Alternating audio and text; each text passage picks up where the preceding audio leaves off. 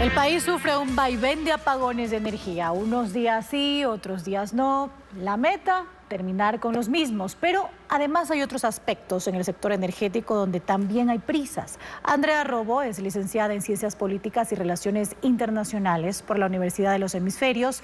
Cuenta con diplomados en Gobernanza y Liderazgo.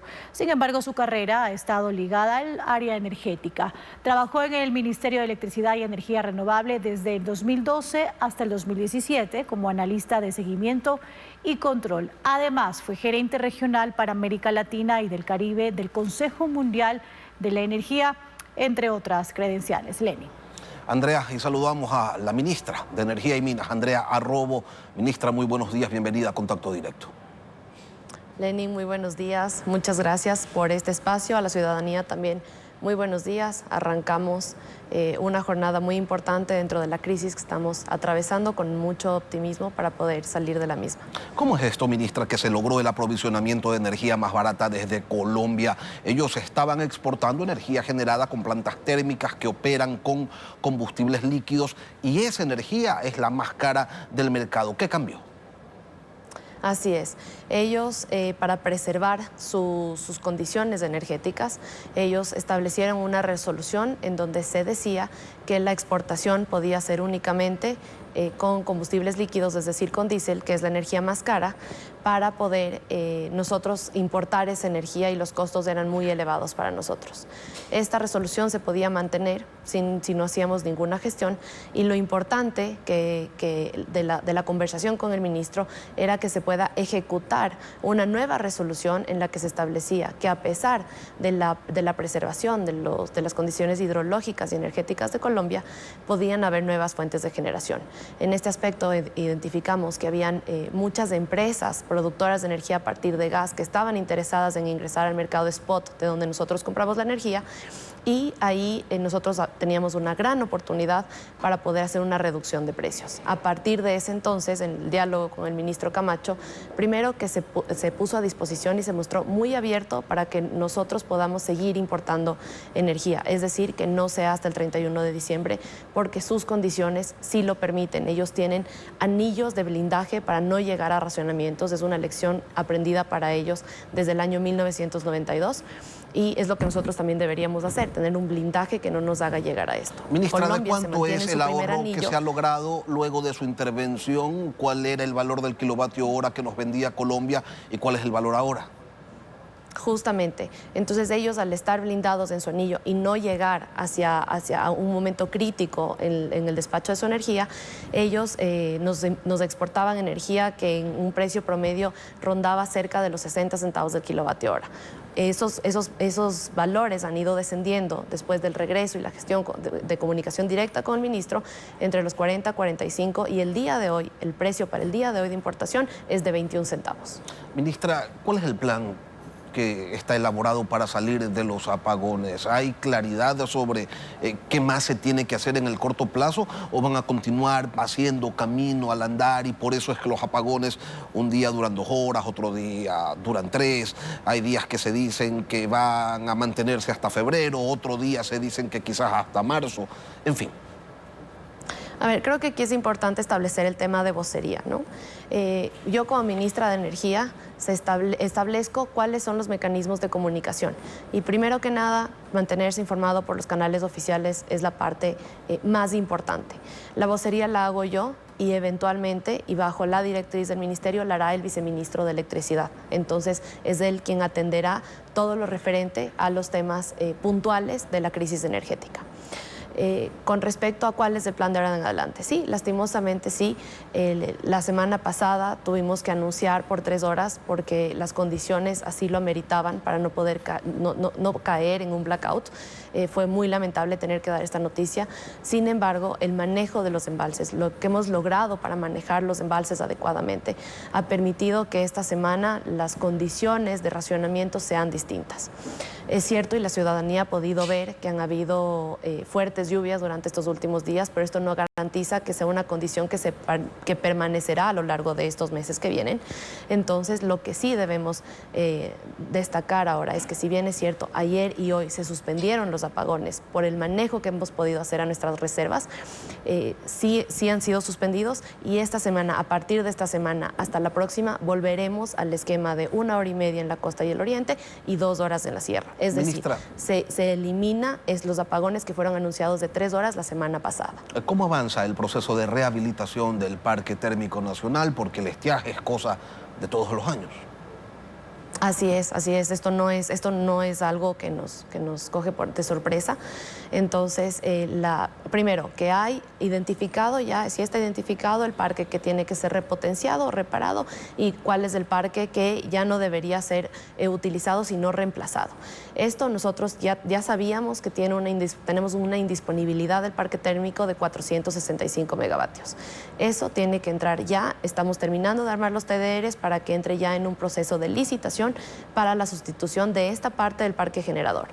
Paralelamente a esto, también desde el viernes pasado, nosotros hemos convocado a propuestas de proyectos que puedan ayudarnos a salir de la crisis con soluciones emergentes. Es decir, el Ministerio recibe estas propuestas para poder valorarlas, especialmente en temas de plazos, cuándo podría entrar en operación, y en costos. Estos tienen que ser 2 elementos viables. ¿Alguna para el corto plazo, del ministra? Ministerio. ¿Han recibido alguna para corto plazo? Hemos recibido varias a corto plazo.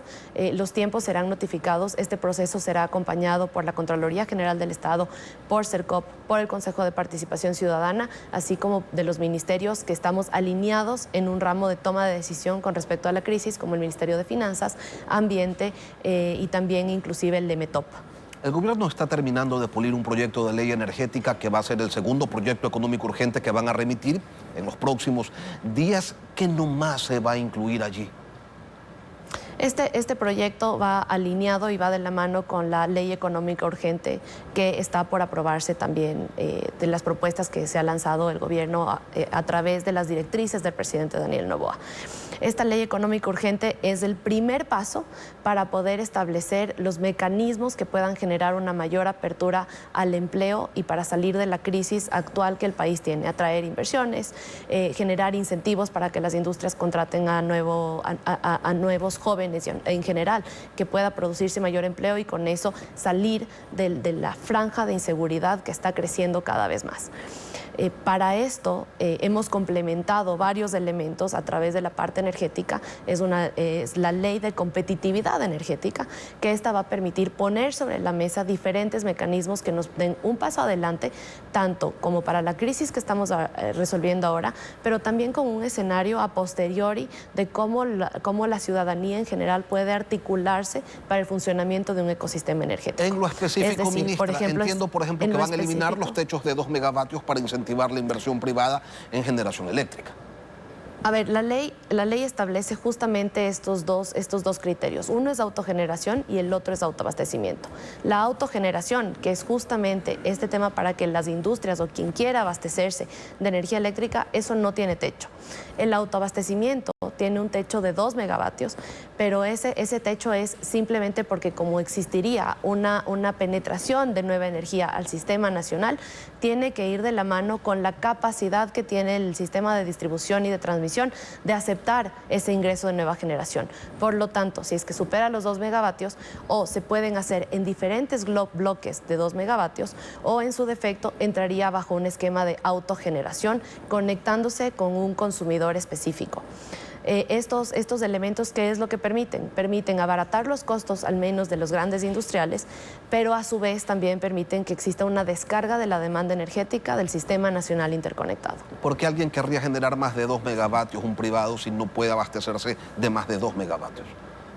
No, es que entraría en autogeneración, y autogeneración no tiene techo. Okay, entonces un privado sí puede hacer 10, 15, 20 megavatios, eso no tiene techo. Autogeneración no tiene techo. Generación distribuida, que es autoabastecimiento, sí lo tiene. Clarísimo. El 30 de noviembre anterior ustedes aprobaron el tarifario para el 2024, que establece que no va a haber incrementos para los sectores residenciales y comercial, y que se van a mantener los incentivos para los industriales. Pero en campaña Daniel Noboa dijo que el costo de la energía, de la tarifa eléctrica, de la planilla, se iba a reducir. ¿Y eso como para cuándo? A ver, el análisis para la reducción de la tarifa es un esquema que lo tiene que definir el ente regulador. Ahora, sí, estamos claros en que a pesar de la crisis que estamos viviendo, la tarifa eléctrica no ha subido, no hay un incremento al usuario final. Con respecto a los industriales, sí hubo la eliminación del incentivo en la tarifa nocturna. Ese subsidio sí fue eliminado y durante este mes la Agencia de Regulación está preparando el mecanismo a través del cual se establecería la forma en la cual los industriales podrían acceder a este incentivo. Es decir, que los industriales tienen que, vinculados con la agencia de regulación, llegar a un proceso mediante el cual ellos puedan tener ese incentivo por reducción de costos o por elementos adicionales en materia energética que hayan introducido dentro de sus competencias para poder acceder a esto, generando diferente impacto para poder ser beneficiados por una tarifa diferenciada. Ministra, en el gobierno anterior se dijo que se había intentado hacer una auditoría a Petroecuador para conocer el real estado de la empresa, pero que no había compañía en el mundo que quisiera hacer ese trabajo. Conocer qué ocurre realmente en Petroecuador, cuáles son sus cuentas, ¿va a ser prioridad en su gestión o no va a haber tiempo para eso? No, por supuesto. El tema de Petroecuador es clave. De hecho, para llegar a que sea una empresa eficiente, una empresa pública sí puede ser eficiente, eso creo que es importante dejarlo sobre la mesa. Tiene que haber una auditoría que habilite un proceso de modernización. Que no existan empresas interesadas, eso es falso. Esta semana tuvimos una reunión con Goldman Sachs, que también podría ser una de las empresas interesadas y de hecho trabajando de la mano con la articulación de lo que significaría en un esquema financiero que tiene un alto impacto para el Ministerio de Finanzas. Y por otro lado, hay también la consultoría Boston Consultancy Group, que también tienen interés en establecer una hoja de ruta y mecanismos que permitan modernizar y en eso generar ahorros anuales de entre el 30 y 35 millones anuales a la empresa estatal Petroecuador. Si no se ha hecho, entonces ha sido por falta de voluntad política, que a usted no le falte aquello. Ministra Andrea Arrobo, ministra de Energía y Minas, gracias por acompañarnos hoy aquí en Contacto Directo. Lenin, a usted muchísimas gracias por la entrevista.